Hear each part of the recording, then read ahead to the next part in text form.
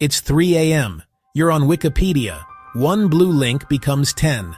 Clicks stack up. Time disappears. Suddenly, you're in the strangest corners of the internet. True stories stranger than fiction. Wars over in minutes, spies who fooled empires, zombie ants. This is your guide to the weirdest pages on Wikipedia. Let's begin. Alright, let's kick this off with something that sounds impossible. Imagine starting a project so massive, so unbelievably ambitious, that it takes 70 years to finish. We're talking about the Oxford English Dictionary, the OED. When they first commissioned this thing, the people who started it had no idea it would consume their entire lives. Think about that for a second.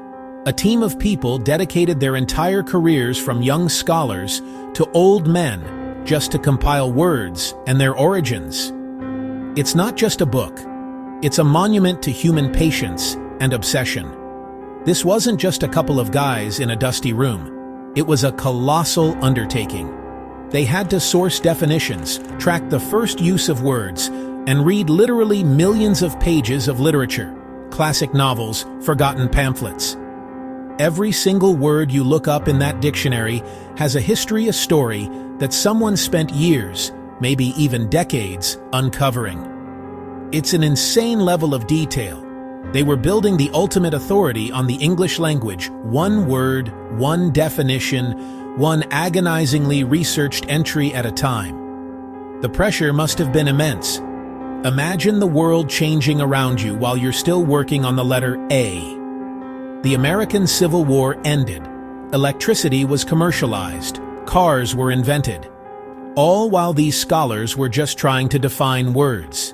They received contributions from volunteers all over the world, including one particularly prolific contributor who turned out to be an inmate at a hospital for the criminally insane. And we're just getting started. Okay, from the slowest project ever to the fastest war ever. When you think of war, you think of long, drawn-out conflicts that last for years, right? World War I, World War II. These were epic struggles that reshaped the globe. But what if I told you there was a war that was over in less time than it takes to watch an episode of your favorite TV show? I'm talking about the Anglo-Zanzibar War of 1896. This wasn't a skirmish or a small battle. This was an officially declared war between two sovereign nations, the United Kingdom, the Sultanate of Zanzibar. The whole thing started because the old Sultan, who was friendly with the British, died. His nephew, Khalid bin Bargash, decided to seize the throne without the British Empire's approval, which, as you can imagine, they weren't too happy about. The British gave him an ultimatum: stand down and leave the palace by 9 a.m. or face the consequences. Khalid, surrounded by his 2,800 soldiers, a royal yacht basically said, "Make me." It was a massive miscalculation. He severely underestimated how serious the British were. So, at 9:02 a.m., the British Royal Navy, with 5 warships anchored in the harbor, opened fire. The bombardment was absolutely devastating. They completely leveled the Sultan's palace and sank his only warship, the HHS Glasgow. The Zanzibari forces were overwhelmed almost instantly. Their artillery was no match for the modern naval guns of the British fleet. The palace was reduced to rubble, catching fire and causing chaos among the Sultan's troops. It was a complete and total mismatch of military power. The fighting stopped at exactly 9:40 a.m. The whole conflict, from the first shot to the surrender, lasted somewhere between 38 and 45 minutes. That's it. The shortest recorded war in human history. Over 500 of the Sultan's men were killed or injured, while only one British sailor was slightly hurt. It's a crazy, brutal example of colonial power and a historical footnote that sounds more like a joke than a real war. Get ready to have your mind messed with, because everything you thought you knew about fruit is probably wrong. We're going to talk about bananas and strawberries. You put them in smoothies, on your cereal, in fruit salads. One is a long yellow thing, the other is a small red thing. Simple, right? Wrong. According to the people who literally define these things for a living, botanists, Our whole world is upside down. Botanically speaking, a berry is a fruit that develops from a single flower with a single ovary and typically contains many seeds. It's World War II. The Allies need to invade Sicily. The island is heavily defended by the Nazis. They need a way to trick Hitler into moving his troops somewhere else. They come up with one of the most bizarre, morbid, and brilliant deception plans in military history: Operation Mincemeat. The plan was simple, yet genius. Find a dead body, give it a fake identity plant, fake documents on it, make sure the Nazis find it. The British Intelligence Services, MI5, acquired the body of a homeless man who had recently died. They couldn't use a soldier's body. An autopsy would reveal the cause of death wasn't drowning. The man, Glyndwr Michael, became their silent hero. They created a new identity: Major William Martin, Royal Marines. ID card photo of a fiancé theater ticket stub's angry bank letter. They built a whole life. The most important part was the fake intelligence. A briefcase chained to Major Martin's wrist. Inside, personal letters. Official-looking documents hinted invasion of Greece. Sardinia. Sicily as a diversion. The goal: make the Nazis think the real target was hundreds of miles away. They used a submarine to release the body off the coast of Spain. Spain was officially neutral, but had many Nazi sympathizers. If the body washed ashore, the documents would reach German intelligence, and it worked. It worked perfectly. The Spanish authorities found the body, the documents reached the Nazis. Hitler reviewed the intelligence and fell for it, hook, line, and sinker. He moved divisions, including panzers, from Sicily to Greece and Sardinia. When the Allies invaded Sicily weeks later, resistance was much lighter than expected. A dead man had saved thousands and changed the course of the war. All right, if the last fact didn't freak you out, this one will. We're moving from spy thrillers to straight-up horror. Forget zombies from movies. We're talking about real-life zombies in the insect world. There is a parasitic fungus called Ophiocordyceps unilateralis. What it does to ants is the stuff of nightmares. This isn't just a fungus that kills an ant. It's a fungus that takes control of the ant's body and mind, turning it into a puppet before it dies. It's a real-life mind control parasite. A microscopic fungal spore lands on an unsuspecting ant. Okay, let's take a breather from the horror and talk about something a little more wholesome but still unbelievably weird. We're going to Vatican City, the smallest independent state in the world. It's the headquarters of the Roman Catholic Church, home to the Pope, and a place of immense historical and religious significance. But it's also home to something people get weirdly passionate about: one of the best postal services on the planet. I'm not kidding. The Vatican Post, or Post Vatican, is legendary. While most of us complain about our local mail being slow or losing packages, the Vatican's post office is insanely fast and reliable. It has more mail traffic per capita than any other country. Tourists and pilgrims flock to its post offices in St. Peter's Square just to send a postcard. Getting a letter with a Vatican City postmark is considered incredibly cool. The secret is size. Vatican City is tiny, just 110 acres, so logistics are much simpler. No cross-country transport or massive distribution centers. They have their own system, their own stamps, and a level of precision bigger countries only dream of. It's also a significant revenue source. The Vatican Philatelic and Numismatic Office issues limited edition, art-like stamps. These stamps show religious art, historical anniversaries, and papal events. People literally stand in line to buy stamps and mail something to themselves or friends just to get that unique postmark and stamp. It's an intersection of bureaucracy, tourism, and hobby that makes the Vatican Post Office world famous. Chapter 7. Imagine being terrified of a tomato. Today, we put them in salads, sauces, sandwiches, without a second thought. But for about 200 years in Europe, many people believed that tomatoes were deadly poison. They called it the poison apple. It was a widely held belief, especially among the wealthy. The reason? A fantastic story of science, class, and a simple misunderstanding. Wealthy Europeans used pewter plates with high lead content.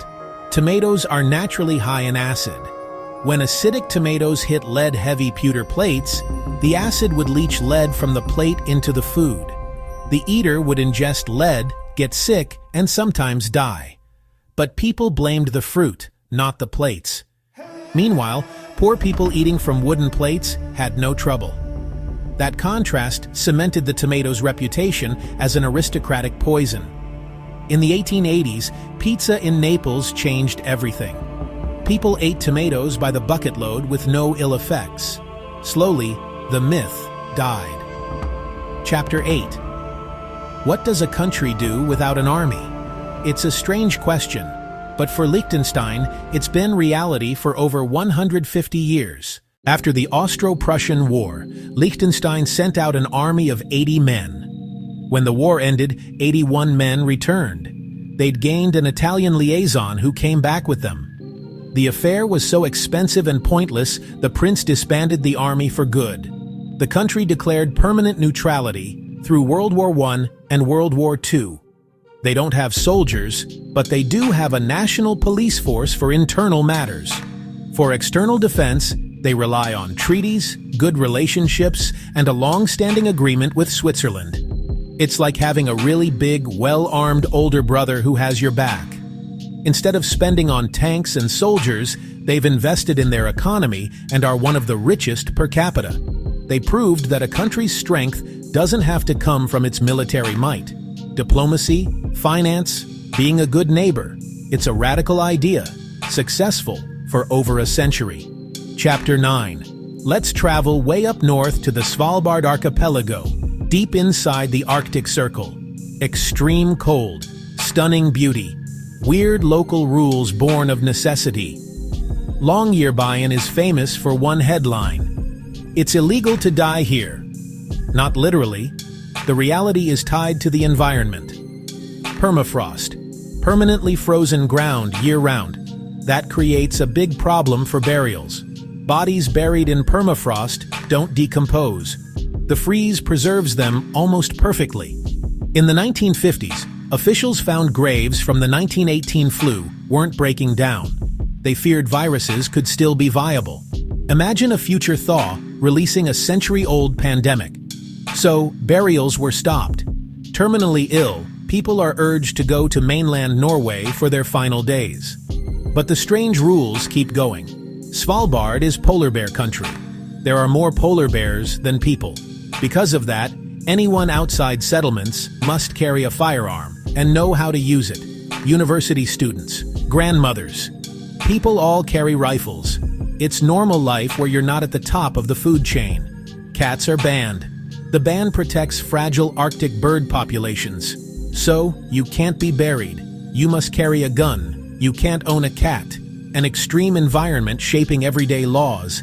Every strange rule is a response to life on the edge of the world. Chapter 10. This fact is a chilling reminder of how quickly a terrible idea can be seen as a miracle cure. We're going back to the mid-20th century to talk about a medical procedure that's now seen as barbaric, but was once hailed as a revolutionary treatment: the lobotomy. For a few decades, the procedure severed connections in the brain's prefrontal cortex and became shockingly common. It was performed on tens of thousands of people, often for conditions as varied as schizophrenia, depression, being difficult. The most infamous version was the transorbital lobotomy, pioneered by Dr. Walter Freeman. He developed a technique that was terrifyingly simple and fast. Nicknamed the ice pick lobotomy, the orbitoclast was inserted through the corner of the eye socket. A mallet tapped it through the thin bone. Then it was moved back and forth to sever neural connections. The whole procedure could be done in under 10 minutes, often in a non-sterile environment. Freeman traveled the country in a van called the Lobotomobile, performing thousands of procedures. It spread astonishingly fast, seen as a quick fix for overcrowded asylums. Patients who were once volatile became docile and calm. Chapter 11. Wikipedia isn't just for serious history and science. It's also a massive, meticulously cataloged museum of human weirdness. If someone has done something strange enough or collected something odd enough, there's a good chance it has its own Wikipedia page. The list of unusual articles page is a rabbit hole in itself, but let's talk about some of the most bizarre world records and collections that people have dedicated their lives to. These are the hobbies that make you say, why? But also, wow. For example, there's a page for Lee Redmond, a woman who held the Guinness World Record for the longest fingernails on a pair of hands. She started growing them in 1979 and didn't cut them for almost 30 years. Her nails reached a combined length of over 28 feet. That's longer than a car. Imagine trying to do anything: eat, get dressed, use your phone, with nails that long. It's a level of commitment that's baffling and impressive. Then you have the collectors. Wikipedia documents people who have the world's largest collection of traffic cones, back scratchers, or even airline sick bags. One man has over 20,000 Do Not Disturb signs from hotels all over the world. These aren't just messy piles of junk. They are curated collections, often displayed in private museums. It shows that literally anything can become an object of passion and obsession for someone. From the man who visited every single Starbucks in the world to the history of competitive eating, Wikipedia is there to document it all. It proves that the human experience is infinitely varied and strange. For every person working on a cure for cancer, there's another person trying to set the record for the most rubber bands stretched over their face. And honestly, the world is a more interesting place because of it. Chapter 12. We've been on a wild ride. We've seen a 70-year dictionary, a 38-minute war, a dead spy who fooled Hitler. We've learned that our fruit salads are a lie. Real-life zombie ants exist. We've visited a country with no army, a town where you can't be buried. We've uncovered the horror of ice pick surgery, the bizarre world of record-breaking collectors. Each one of these facts is a thread in a strange tapestry. But now, fact number 12, the one I told you to wait for. The single most mind-blowing fact isn't just one thing, it's all of them. The weirdest part, documented, verified, sitting on Wikipedia right now. It's not hidden knowledge. It's not a secret conspiracy. It's public information.